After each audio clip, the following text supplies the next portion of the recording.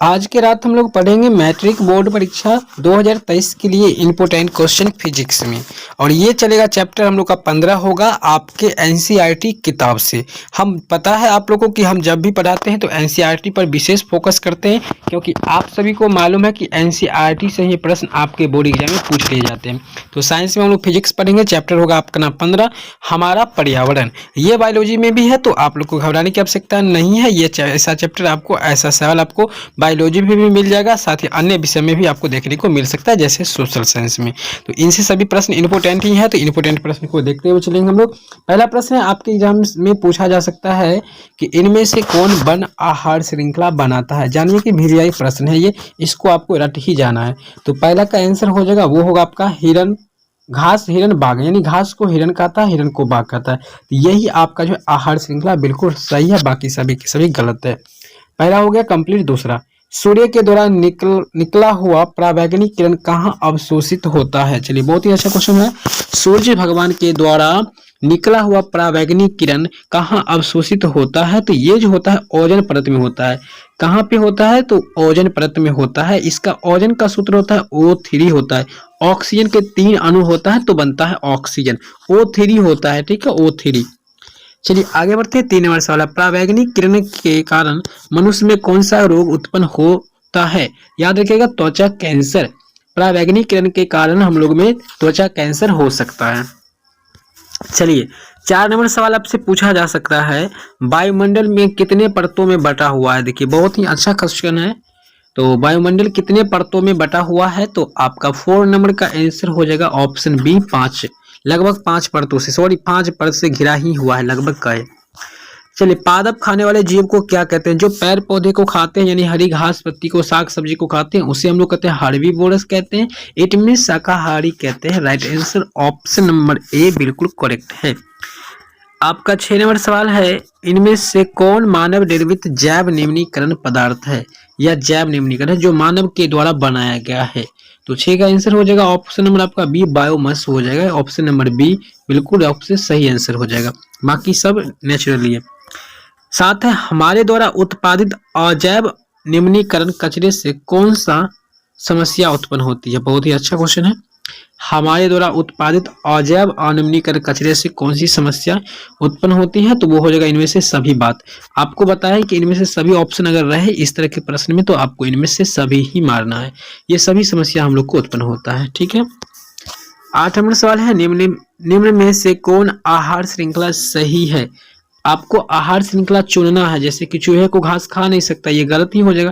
घास को चूहे खाएगा, चूहे को सर्प, सर्प को मोर खाएगा, तो ये कहीं कहीं सच सही लग रहा है क्योंकि घास को चूहा खाता है, ठीक है। तो ऑप्शन नंबर आपका बी ऑप्शन हो जाएगा।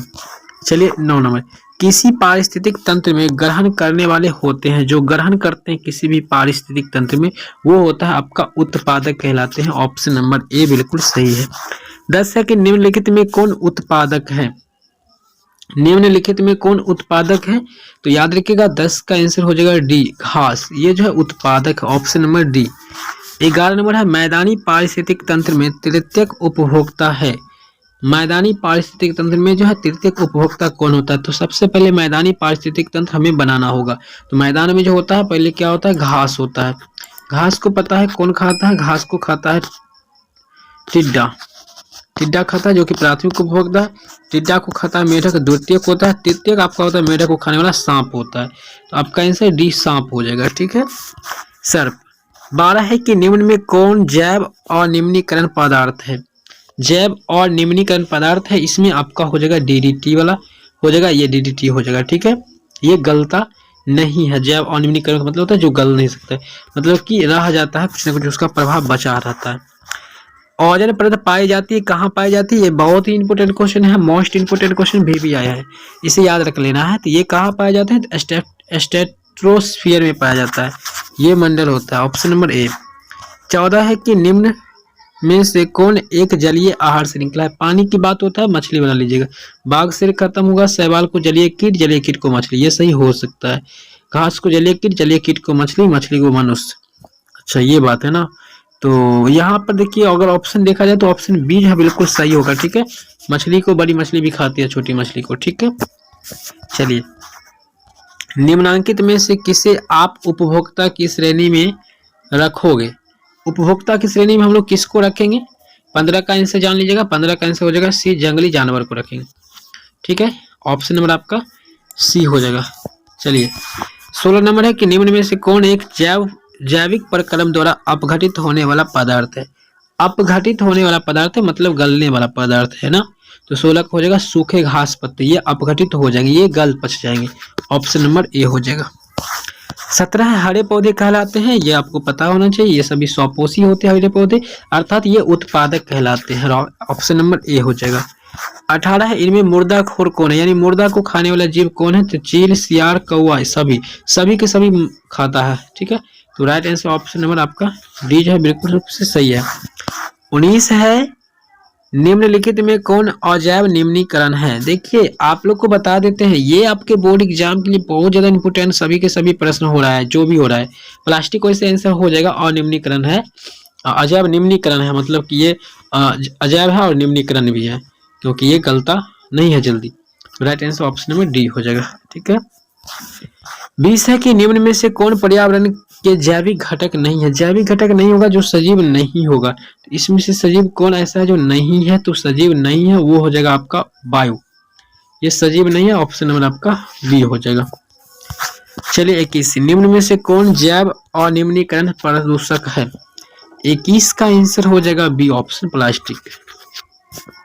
चलिए 22 है प्रकृति में ऊर्जा का मुख्य स्रोत क्या होता है?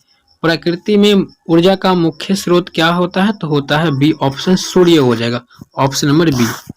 23 है कि निम्नलिखित में से कौन स्थलीय परितंत्र नहीं है? 23 का आंसर हो जाएगा option number B aquarium. Right answer option number B आपका बिल्कुल सही है। 24 है CFC क्या है? देखिए CFC क्या है? क्लोरोफ्लोरोकार्बन, यानी ये क्लोरोफ्लोरोकार्बन इसका फुल नेम होता है। ऑप्शन नंबर ए है बिल्कुल रूप से सही। हम सभी सवाल को बताते हुए चल रहे हैं, आपको याद करते हुए चलना है, एक आध दो बार आप देख लीजिएगा, क्योंकि ये सभी प्रश्न आपके एग्जाम के लिए काफी इंपोर्टेंट है, साथ ही अन्य बोर्ड परीक्षाओं के लिए भी। मृत शरीर को पचाने वाली जीव को कहते हैं अपघटक जीव कहलाते हैं। जो प्राणियों के शरीर को छोटे छोटे टुकड़ों में बांट देते हैं उसे हम लोग अपघटक कहते हैं। ऑप्शन नंबर बी आपका बिल्कुल रूप से सही हो जाएगा। वनों की अधिक कटाई का क्या परिणाम हो सकता है? अगर आप जंगल को काट दोगे तो ये अनुमान लगाओ कि क्या हो सकता है। तो आप जानते हैं कि कम वर्षा होगा, भूमि स्खलन होगा, भूमि अपरदन तथा बाढ़, ये सब समस्या उत्पन्न हो जाएगा। डी बात हो जाएगा हमारा। ठीक है, चलिए 27 है जैव वातावरण में शामिल है। कौन कौन है जैव वातावरण में शामिल है? तो जैव वातावरण में शामिल है जंतु, पौधा और मनुष्य, ये सब जैव वातावरण सजीव वाला होना चाहिए। जैव का मतलब होता है सजीव वस्तुएं वाला आना चाहिए ऑप्शन, तो सजीव यही सब है, बी ऑप्शन। ठीक है, और अजैव का मतलब निर्जीव पदार्थ। वैसा जीव जो पौधा एवं जंतु दोनों का भक्षण करते हैं उसे हम लोग कहते हैं सर्वहारी कहते हैं। सर्वहारी अर्थात सर्वभक्षी, इसी को दूसरा लैंग्वेज हम लोग कहते हैं सर्वहारी कहते हैं, ओमनीवोरस भी कहते हैं। ठीक है, जीवाणु एवं कवक कहलाते हैं। बहुत ही मस्त क्वेश्चन, जीवाणु और कवक है, ये दोनों के दोनों कहलाते हैं अपघटक है।